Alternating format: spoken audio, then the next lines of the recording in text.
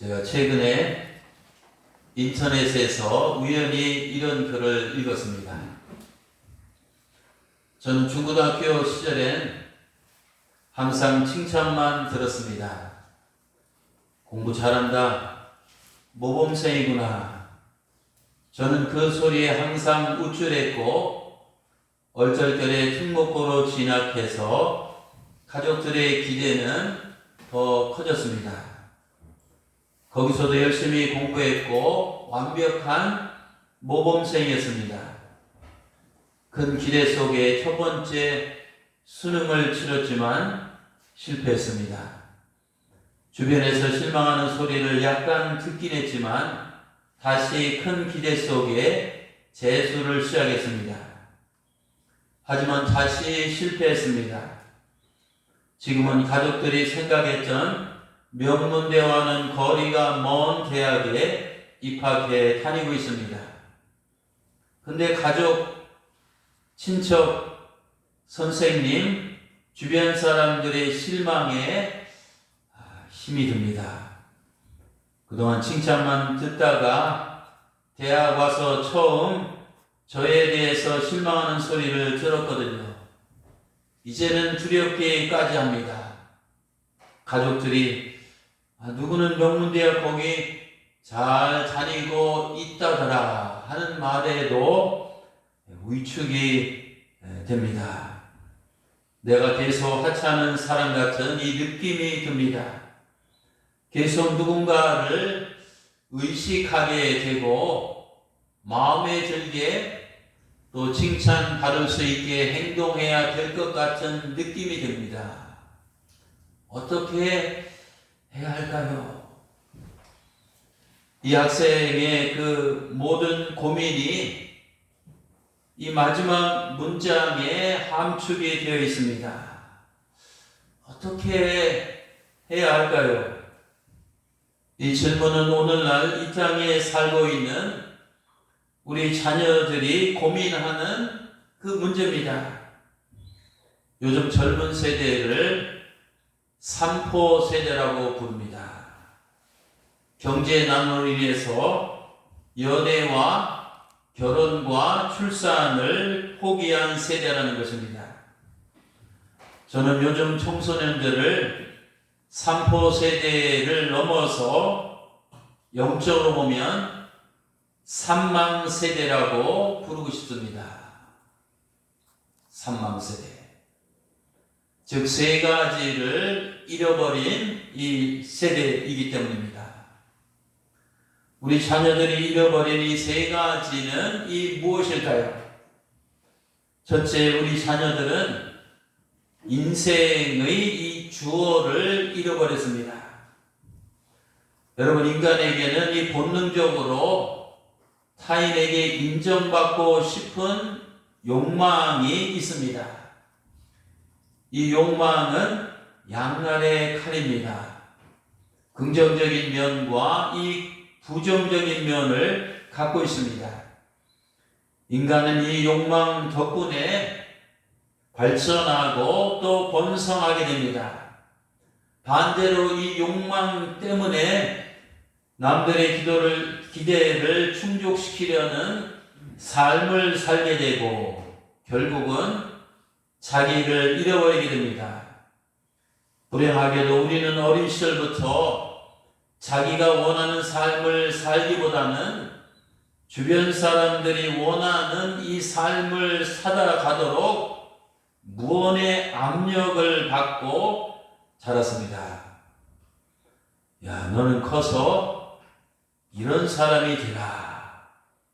또 이런 일을 해라. 또 이런 학교에 가라. 또 이런 인생을 살아라. 부모님의 기대, 선생님의 충고, 사회의 요구에 부응하는 길이 세상에서 성공하고 행복해지는 길이라고 믿고 열심히 달려갔습니다. 부모님의 욕망에 싫어요, 노하면 불효하는 것 같았습니다.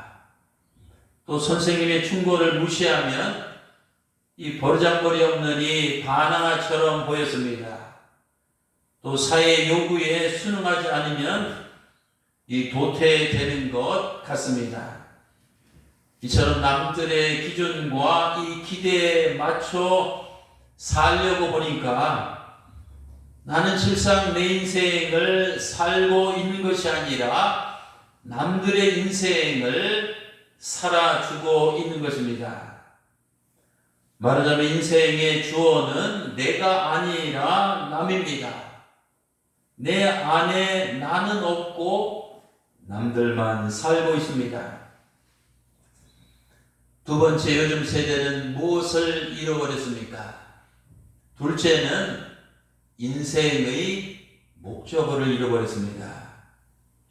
우리 자녀들은 그동안 너무 많이 수없이 남의 인생의 목소리만 들으며 자랐습니다. 내가 되기보다는 남이 되려고 하고 내 길이 아니라 남의 길을 걸어가려고 또 내 꿈이 아니라 남의 꿈을 추구하려고 애를 썼습니다. 이처럼 타인을 목표 삼아 달려가다 보니까 자기 인생의 목적어를 잃어버렸습니다. 여러분, 우리 자녀들이 살아가는 세상은 어떤 세상입니까? 자녀들은 남들의 장단에 맞춰서 남들의 노래를 부르며 남들의 가락을 흉내내며 남들의 음악을 흠모하도록 이 가르침을 받았습니다. 나는 그저 붕어가 되어서 작은 물가에서 놀고 싶은데 고래가 되어서 큰 물에서 놀라고 강요합니다. 나는 참새가 되어서 소박하게 낮은 곳을 날고 싶은데 독수리가 되어서 무조건 높이 날라고 외칩니다. 나는 거북이가 되어서 천천히 충청도만 가면 천천히 가고 싶은데 말이 되어서 막 뛰어가라고 이 재촉을 합니다.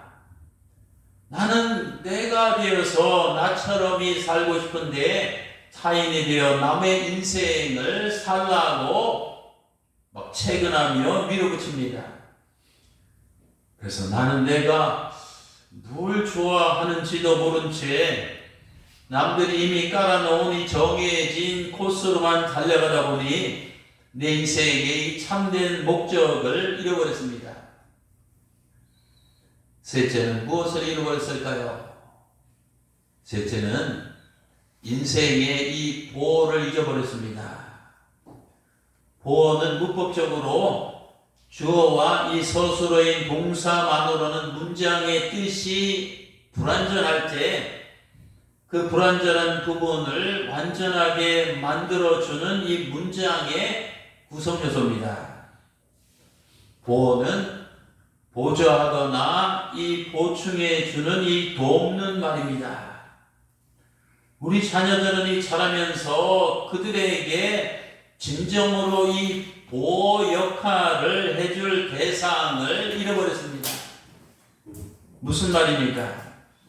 그들에게 인생의 잃어버린 주어를 되찾아주고 잃어버린 인생의 그 목적어를 되살아나게 도와줄 수 있는 인생의 이 보호 같은 존재가 필요합니다. 여러분, 우리 자녀들이 자라면서 얼마나 많은 이 갈등과 얼마나 많은 방황과 얼마나 많은 유혹과 얼마나 많은 문제 속에서 이 살아가고 있습니까? 누가 이들에게 든든한 이 보호 역할을 해줘야 합니까? 우리는 그저 자녀들 향해서 밥 먹어라, 공부해라, 좋은 대학 가라, 취직해라, 돈 벌어라, 결혼해라고 잔소리만 했지 그들의 잃어버린 참된 자아와 이 삶의 진정한 목적을 되찾아 주려는 노력은 하지 못했습니다. 자녀들에게 안전한 울타리와 이 든든한 버팀목이 되어주기보다는 이 사회에서 우상화된 입시와 이 성공이라는 이름으로 그들을 벼랑 끝으로 내몰았습니다.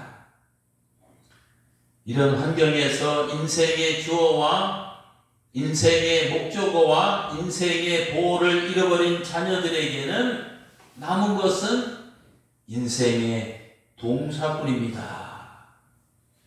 우리 자녀들은 시간표에 따라서 이 쉴 새 없이 움직이며 작동하는 이 공부 기계가 되어버렸습니다.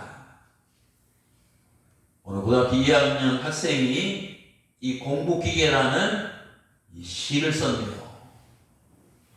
공부 기계, 알람 시계가 울린다. 고등학교 2학년인 이 공부 기계가 깜박깜박 켜진다. 아침을 먹는 둥 마는 둥 졸린 공부 기계는 책가방을 메고 학교로 간다. 공부 기계는 기계답게 기계처럼 이어지는 수업을 기계처럼 듣는다. 쉬는 시간에는 이 충전을 위해 책상에 엎드려 잠시 꺼진다. 보충 수업을 기계처럼 듣고 학원 수업을 기계처럼 듣고 공부 기계는 기계처럼 집으로 간다. 늦은 밤 돌아온 이 공부 기계는 종일 가동한 기계를 점검하다. 고장난 기계처럼 껌벅껌벅 꺼진다. 제가 이 시를 읽고 저도 여러분도 사실 이렇게 살았어요. 그때는 뭔지 모르고 마음이 이거 참 맞는 말이네. 우리가 공부 기계처럼 점수 기계처럼 살았잖아요. 안타깝게도 이 가정과 이 학교와 이 사회는 우리 사랑하는 자녀들을 그저 점수를 생산해내는 이 공부 머신, 공부 기계로 만들어버렸습니다. 아니 그렇게 돼야 됩니다.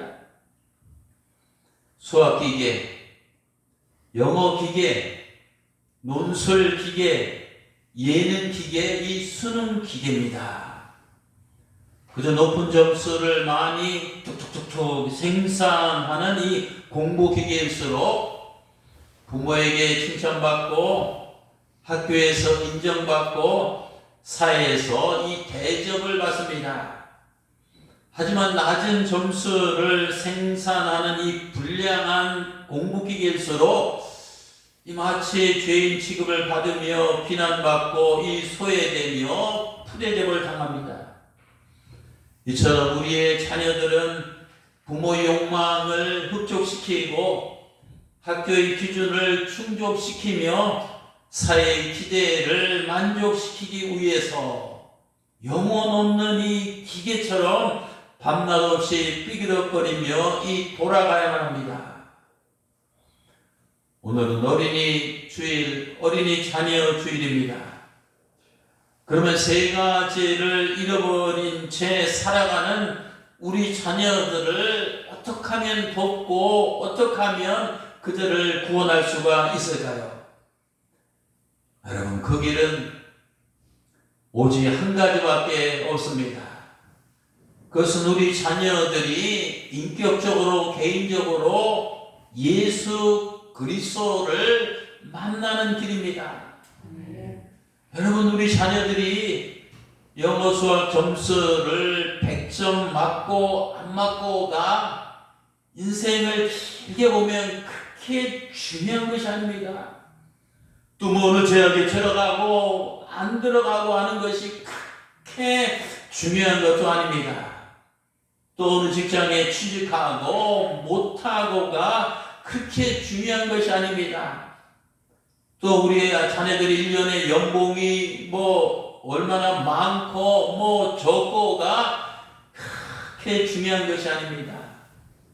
정말 진짜로 이 참말로 중요한 것은 우리 사랑하는 아들과 딸들이 영적으로 이 주님을 만났느냐 안 만났느냐가 제일 중요합니다.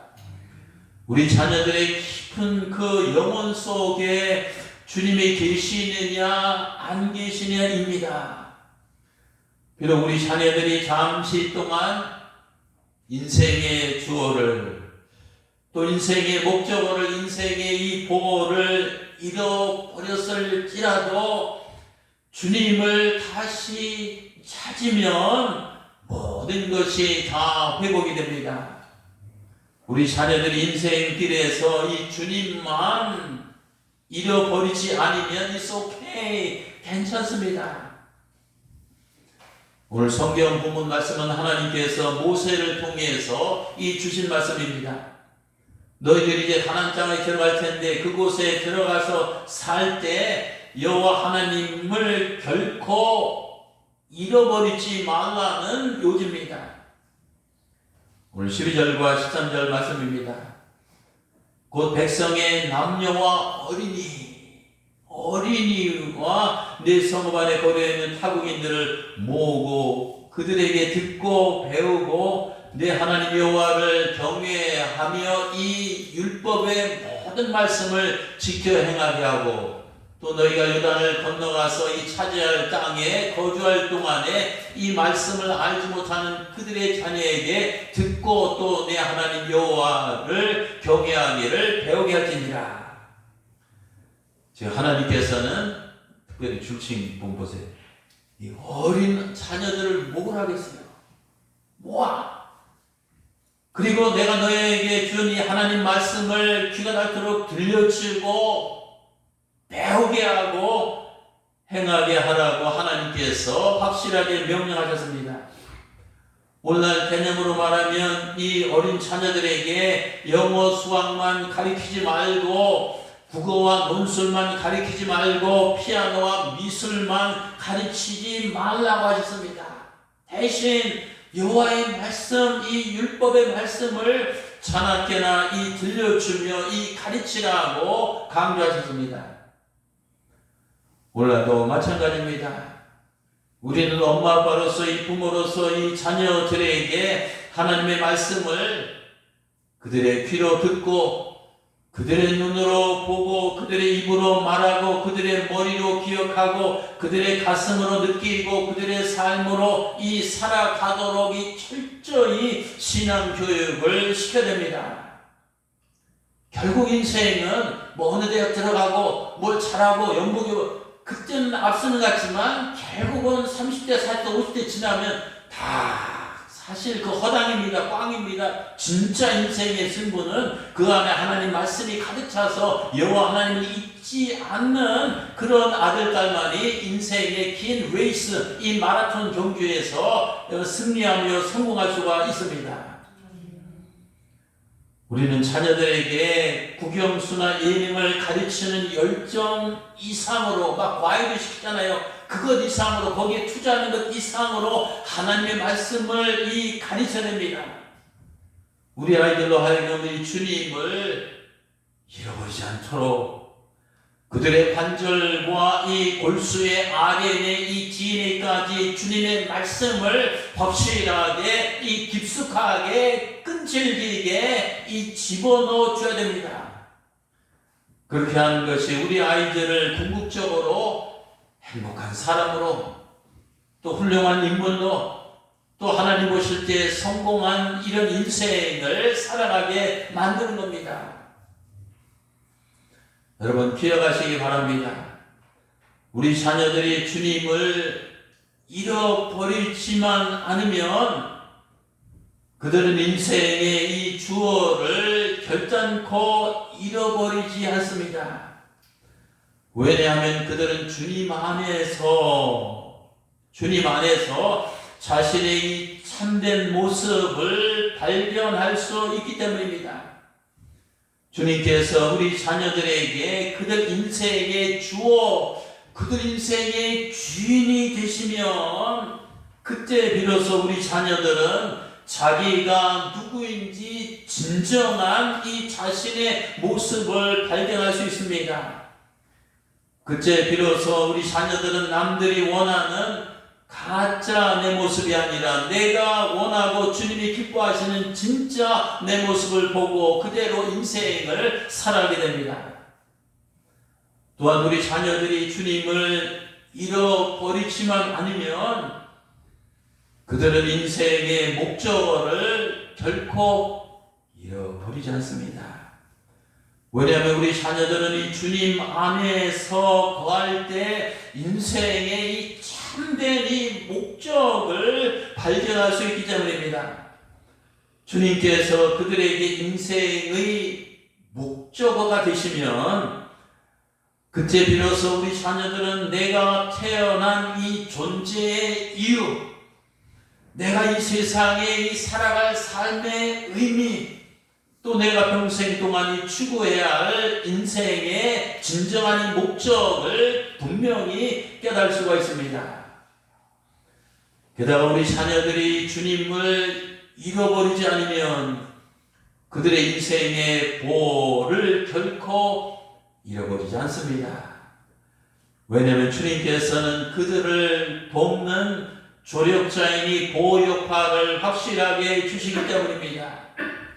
주님은 우리 자녀들이 인생길에서 외로울 때 친구가 되십니다. 그들이 방황할 때 길잡이가 되십니다. 또 슬플 때 위로자가 되십니다. 불안할 때 평안을 주십니다. 두려울 때 용기를 북돋아 주십니다. 절망할 때 희망을 샘솟게 하십니다. 주님이 우리 자녀들의 이 보호, 헬퍼, 이 돕는 자가 되시면 부모가 24시간 따라다니면서 노심초사 이렇게 할 필요 없습니다. 보호되신 우리 주님께서 우리 자녀들을 미국에 있든 캐나다에 있든 어디 부산에 있든 뭐 유럽에 있든 다 우리 주님께서 보호가 되셔서 그들을 보호해 주시는 것을 보게 됩니다. 믿습니까? 프랑스의 소설가인 빅토르 위고는 이런 말을 했습니다. 세상에는 세 가지 싸움이 있다. 하나는 사람과 이 자연과의 싸움이다. 그 다음은 사람과의 싸움이다. 마지막은 이 자신과의 싸움이다. 그런데 이 중에서 가장 힘겨운 싸움은 바로 자신과의 싸움이다. 그렇습니다. 여러분, 우리 자녀들이 인생의 주어도 잃어버리고 인생의 목적어도 잃어버리고 인생의 보호도 잃어버린 채 자기 자신과 싸움을 한다면 백전백패입니다. 하지만 그들이 주님을 인격적으로 영적으로 만나서 주님께서 그들에게 인생의 주어가 되시고 그들 인생의 목적어가 되어주시고 그들 인생의 이 보호가 되어주시면 인생의 싸움터에서 능히 우리 자녀들은 승리하는 삶을 살 수가 있습니다. 5월은 가정의 달입니다. 주님을 우리 가정의 주어로 주인으로 모시고 온 식구가 주님만 섬깁시다. 또 주님을 우리 가정의 목적으로 삼고 온 가족이 주님만 바라보고 나아갑시다. 또 주님을 우리 가정의 보호로 삼고 온 집안이 주님만 의지하며 삽시다. 그러면 주님께서 우리 가정에 이 동사가 되셔서 온 가족을 역동적으로 살아 움직이게 하시고 이 다이나믹한 기적을 역사를 일으켜 주실 줄 믿습니다. 부디 오늘 주신 말씀을 기억하며 우리 엄마 아빠들 부모들 오늘 이 계명을 마음속에 품고 이제부터 우리 가정은 주님이 주어다. 우리 가정의 목적어는 이 주님이시다. 우리 가정의 보호는 주님이다. 이렇게 선포하시고 온 집안을 이렇게 말씀으로 인도하며 이제 행복한 가정으로 만들어 가시기를 주님 이름으로 축원합니다. 기도하시겠습니다.